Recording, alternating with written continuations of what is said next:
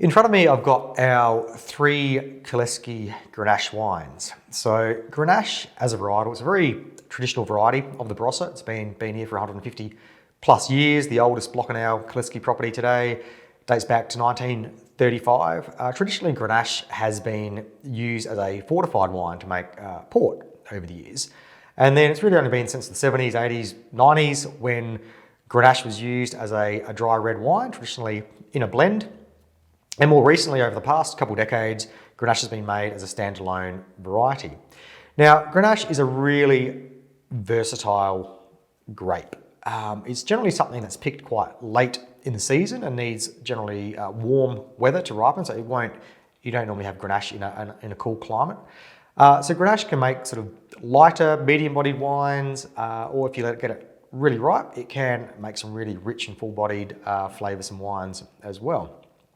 So all our three Grenache here today are very different. So I'll actually start with our old Wine Grenache. So we first made this wine back in 2002, and this is made in I guess you'd call the more traditional Grenache style. So these are old vines planted back in 1935, totally dry grown, and the old vine and dry grown combination works really well because Grenache as a variety can be naturally high yielding, big berry, and by having the old vines and dry farming this vineyard, it means that you get low yield, small berries when they're crushed into the fermenter.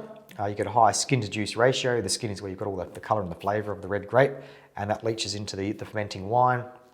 And you end up, in this case here, a really rich, full-bodied, gutsy, flavoursome, standalone Grenache wine. So yeah, just a beautiful drink, really varietal old Wine Grenache.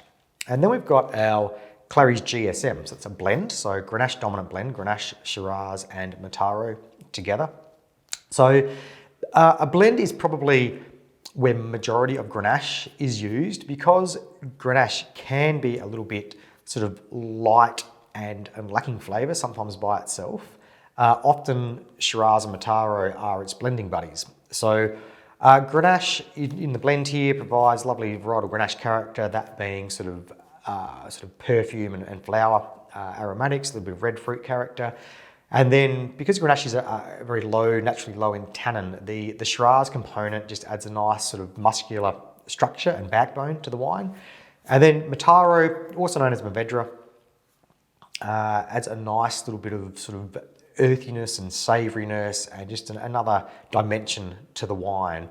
With the Clarry's GSM, we do want it to be all about that lovely bright Grenache fruit character and the Shiraz and Mataro. So that's not matured in any new barrels at all. It's only an old barrel for a few months. So it's all just to preserve that lovely fruity, bright Grenache flavours. So, but that's an absolute classic combination. It's a classic sort of Rhone blend of the Grenache, Shiraz and Mataro. So it's just an absolutely beautiful, versatile drink. It's, I guess it's rich enough and full-bodied and full-flavoured enough to keep bigger red wine drinkers happy, but it's also got a touch of elegance about it that it also, if you're not really into your big heavy reds, it actually can suit you as well. So, but yeah, just a beautiful, beautiful drink, the Clarry's. And that one there is named after my grandfather Clarence, who farmed our Kalleske property from the 1930s until his retirement in the 1980s. So that's the Clarry's GSM.